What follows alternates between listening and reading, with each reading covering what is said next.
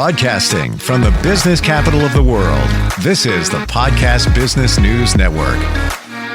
Hey, welcome back, everybody. Always enjoy getting together with this gentleman. Offers so much insight when it comes to our children, when it comes to school. He has spent decades supporting many students going through lots of challenges within school and more so even in the last number of years. He spent a lot of time as a district psychologist at Reed Union School District in California. And this is Good Advice Helps with Dr. Allan Gold back on the program. How are you doing today, Allan? Okay, thank you. How are you? Very well, very well. Lots to talk about today. I would love to start with some emails that we got that came in last time we got together. And by the way, you can always reach us at instantfeedbacksteve@gmail.com. This one is from Monica from Gulfport, Mississippi. She says, I appreciate your talk today. I am going through a divorce and feel my son, who is 11, is having a tough time with it, especially in school. Can you offer any insight or any suggestions? Yes, I'm happy to do that. One of the things that I did for many years was divorce groups for children whose parents were separated or divorced. I usually did it with 3rd through 5th graders at one particular school. I worked with younger kids before then.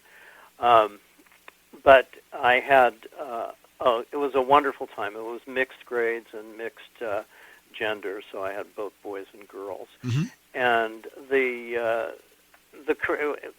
we met for about 8 or 9 weeks, actually, and started talking about why people got married, why people got divorced, why they thought their parents got divorced. A lot of kids had some ideas, some didn't know, and I certainly believe that kids have a right to have some information about why their parents divorced. And I was surprised even that some kids would know that one parent was an addict, was an alcoholic, or one was having an affair with somebody, one was irresponsible. Sometimes, and some kids have insight about this and other kids don't. They just would hear their parents arguing all the time.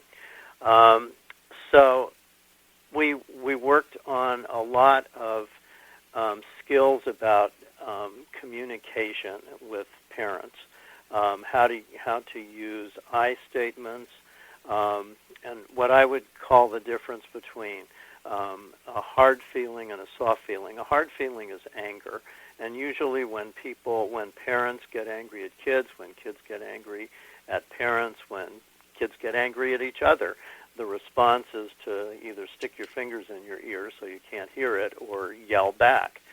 And often kids will say things like, "Oh, you're the worst parents in the world, shut up, stop it," that kind of thing. And I would teach them to express what I called softer feelings, which would be, I'm concerned, I'm worried, I'm scared, I'm sad, I'm depressed, I'm confused, even curious, and there's a better chance that anybody, whether it's a parent or a child, and I would teach parents this too, that, if they just get mad at their kids, the kids are going to, turn them off or get mad back. But, and particularly in divorce situations, there's often a lot of anger.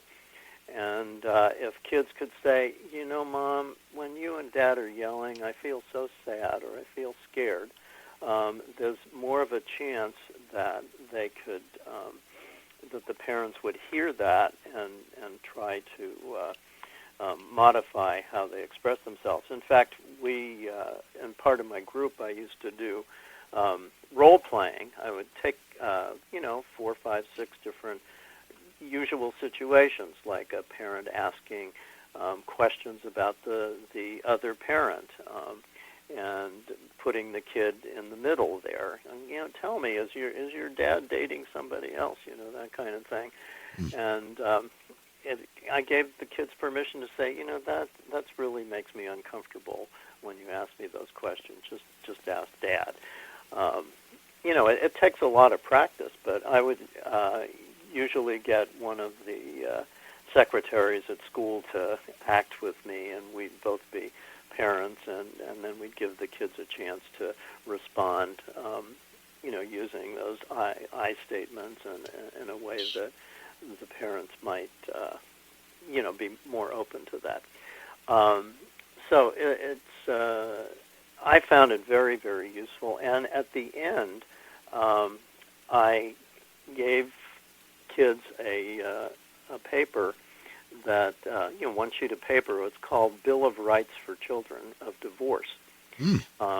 And I said, keep this, and you can share it with your parents.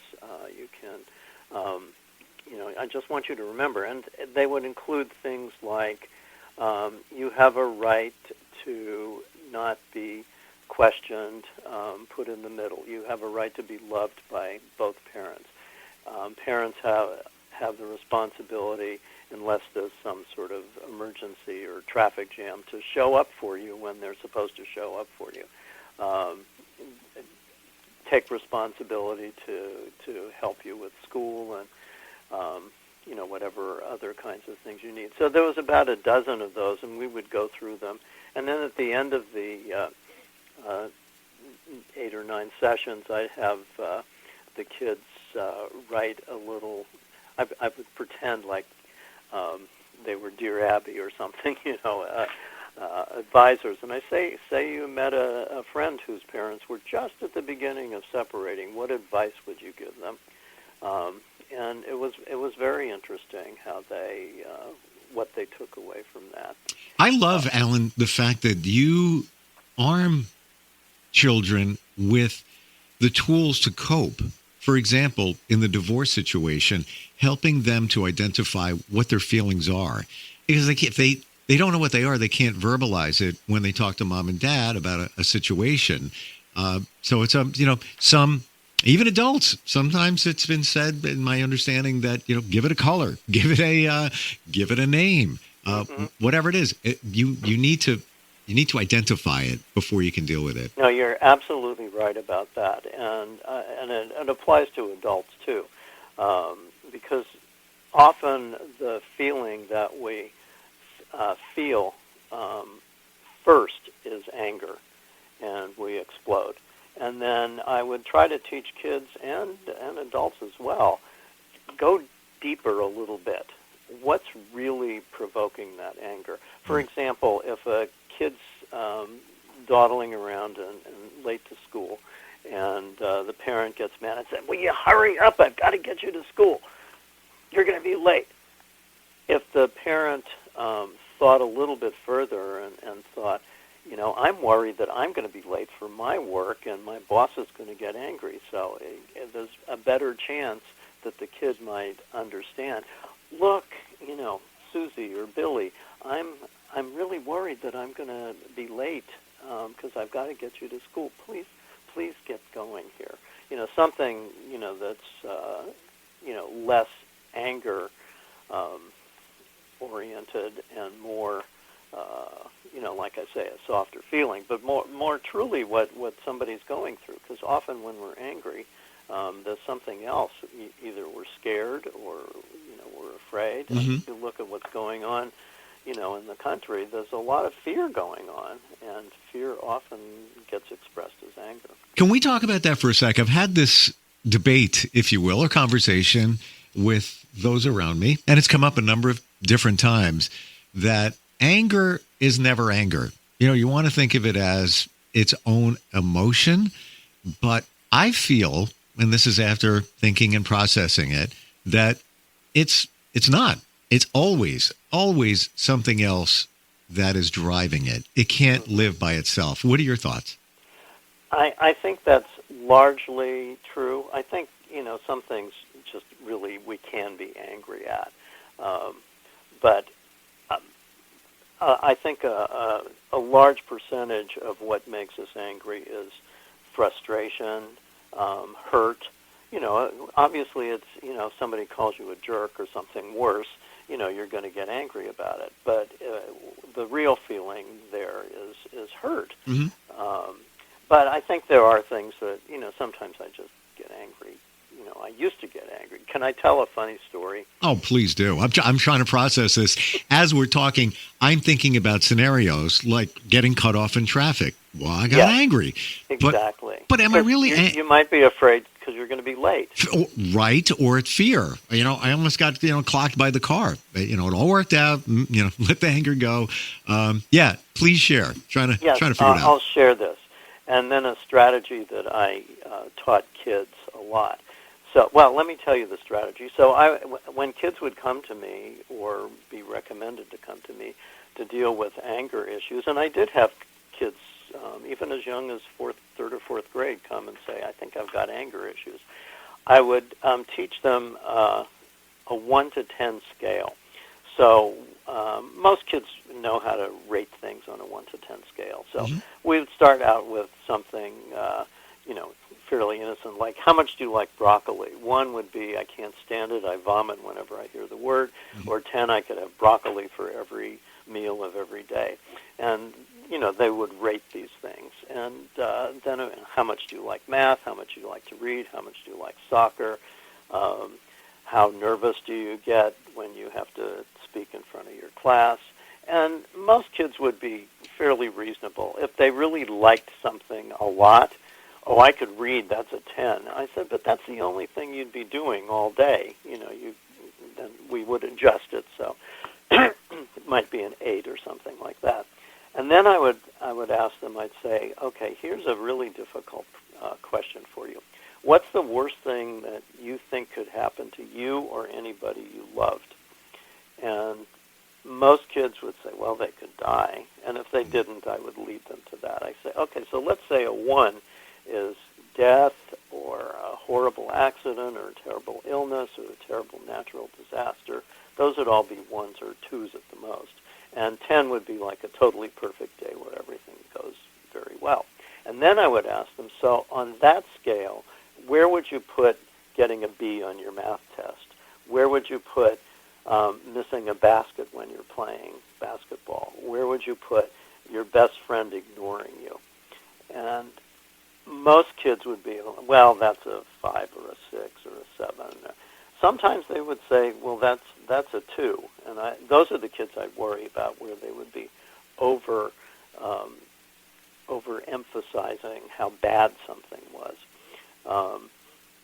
But most kids would, and I would try to get them to use that strategy the next time something was really annoying them.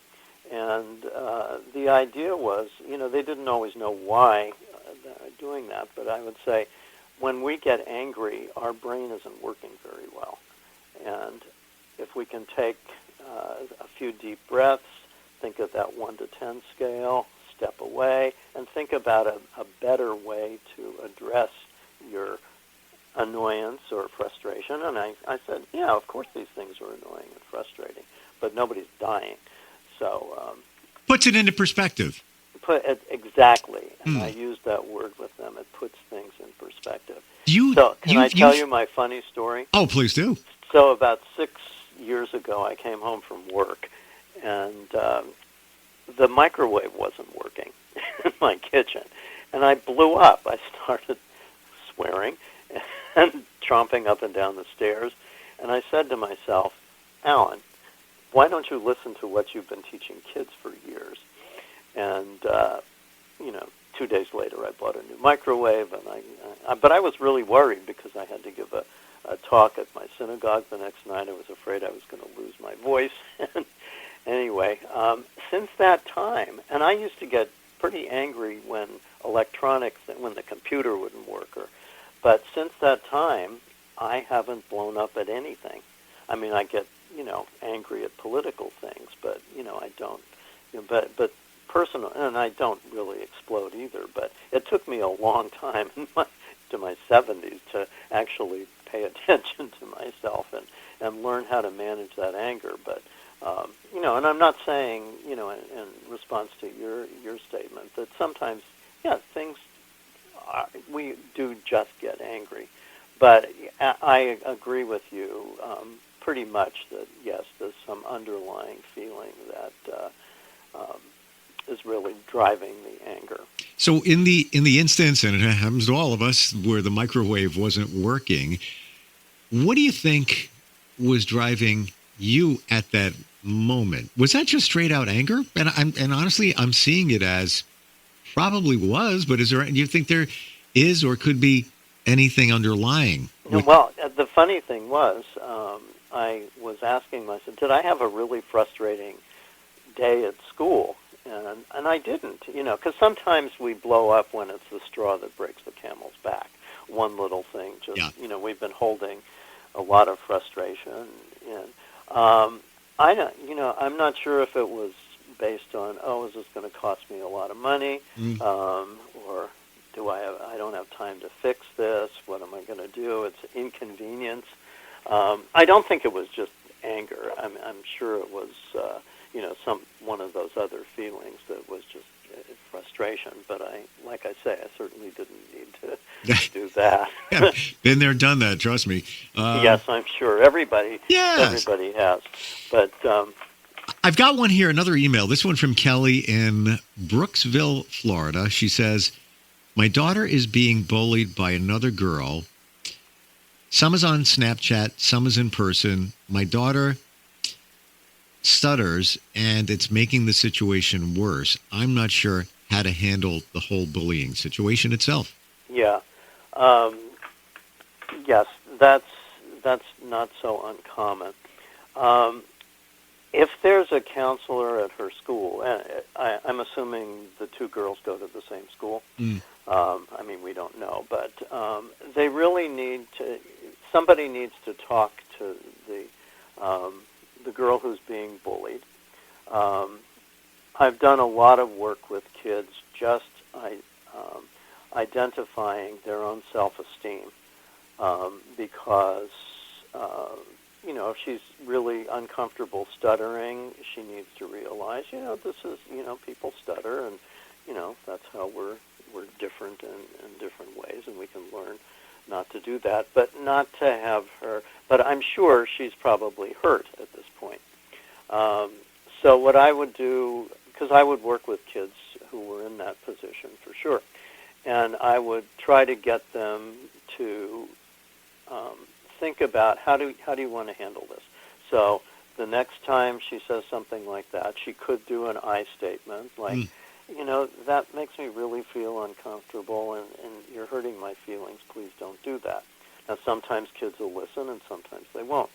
I offered kids the opportunity for me to talk to the other person, and I offered kids the opportunity to meet together with me. That's the one I really like doing. In fact, I'm working right now with a very, very similar situation. I have a former student who's now in her late 40s, but I've been working with her daughter, who's 12, who's being bullied by a boy. And I just met with her a few days ago, the beginning of the week. And I told her, I asked her, I said, have you ever heard the expression, hurt people hurt people? And she hadn't. But I've talked to, classrooms about that. Basically what it means is if somebody's going after somebody else, there's probably something that they're hurting. Maybe maybe they have an older brother or sister or parents that are treating them badly, and it feels better to go after somebody else than to deal with that pain and hurt themselves. So I told my student that somebody ought to talk to the parents, or they ought to have somebody at school meet with them together. So I often used to meet with kids. So here you're doing this, saying these mean things. What's going on? What's your purpose here? What are you trying to accomplish? And is the other person doing something that's annoying you? Because if so, and I would get them to kind of, talk it out, see what's really going on, and what they felt they needed to do this to feel better.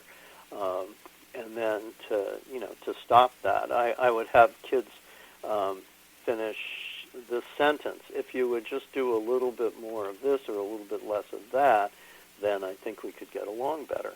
Not necessarily be best friends, but just to, and that's where the communication is important. So this mom who's really worried about this really needs to talk to somebody at school to see if they can get these two girls to, I don't know how old the girls are. But, yeah, that doesn't say.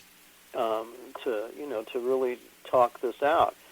Parents can do it. I mean, maybe they need to contact the other kid's parent and let them know what? it. I was gonna jump into that, and you said it.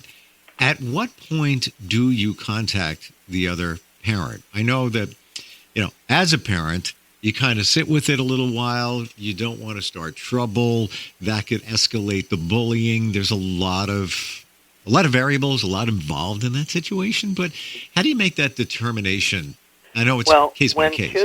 When kids are little, I would say younger than 8, then I think it's appropriate for parents to contact the other parent. Okay. When they get older, kids need to learn to solve their problems more independently. But I think if it doesn't stop, then it's reasonable for the parent. And again, that's a very difficult communication.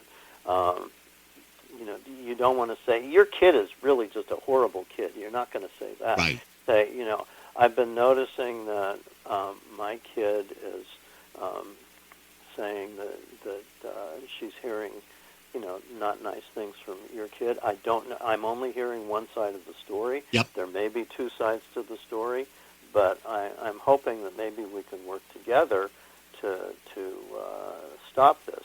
Maybe my daughter's saying not nice things to your daughter, but I would love it if we could work together to try to stop this. I'm not asking that they have to be best friends, but just to, be civil to each other. But I think it's also reasonable, if there is a school psychologist or a counselor at the school, that's their job to try to work these things out. You bring up a wonderful reminder that you can't assume that your kid is right. We want to. That's our kid. You're standing up for him. But, like you said, there's 2 sides to the story. No, there's definitely. You can't. I'm sure you have dealt with that many, many times in your career. You can't just accuse. You got to kind of go on a fact-finding mission, or maybe at the very least plant the seed with the parent or parents of the child who apparently is bullying your kid. And like this one kid that I'm working with, the other, that's a boy that's teasing a girl. I expressed to the girl's mom, I said, I'm actually worried about that boy. And the parents do seem to have, they do have a relationship with each other, so it's, they can, and not all parents do. One of the things that I loved to do was do grade level parent meetings, all the way from kindergarten through 8th grade. And every parent who could, it was during the day, but not everybody could, but I had notes that I took or had somebody take. But it was basically to discuss what's developmentally appropriate for both physical, cognitive, social, emotional, and moral development at each grade level, and to get parents to realize that they're all in the same boat, and to feel comfortable talking with each other as kids get older, because the problems get more and more complicated. Some parents will find out about another child, and that child doesn't tell their own parents these things. So how do you get comfortable enough so that you can communicate to solve interpersonal problems, as well as to share information that your kid might tell you about another kid that parent doesn't know. So, but it takes a long time to develop, and I think having that opportunity for parents to really talk with each other and hear what they're going through and present some of the problems that they're dealing with in those meetings, I thought was very, very useful. You, in your career, I see so many different aspects, even just talking today. Certainly, yes, school psychologist, but there's so much more there. You're like a CSI investigator, a negotiator. There's a lot going on there. And well, I looked at myself as sort of a Renaissance man, to tell you the truth. I felt like I had the opportunity and the privilege of doing all these different activities, not just assessing kids for learning disabilities or whatever. Sure. I mean, that I obviously did too, and enjoyed that. But there were all these, social emotional issues. How do I make kids stronger so that they can face a difficult and challenging world? And it's not an overnight activity. For sure. And there's lots of other things to be considered, i.e., the notion that a lot of things that kids deal with, especially up to the age of 7 or 8, and certainly on, can pilot their subconscious later in life. So That's right. Essentially, things that you're helping them deal with is going to be on the back end in their adult life. So if they can deal with it now, things will be better later in life in the future. Yeah, no, I know. I have plenty of peers who grew up with low self-esteem and are very hard on themselves, even as adults. Especially even talking about bullying. I mean, what an impact that can make. Not for all kids, but for some, depending on how they internalize it. Allan, always wonderful having you on here. Really appreciate all your insight. I'm going to say it again, instantfeedbacksteve@gmail.com. If you have a question, maybe it's your career path as school psychologist, maybe if it's your child dealing with some issues, we'd love to talk about them next time we get together. Thanks so much for being here. If I didn't answer the woman who had the divorce question, she's welcome to contact me too, or I can address it again, just because it's a very deep issue. So. Sure. And again, so many variables, and in a 30-word email, not everything is there. Right. And thanks for making yourself available for her and for us, and looking forward next time we get together. Okie doke. Okay, thanks a lot. Appreciate it. We'll be right back. Thanks.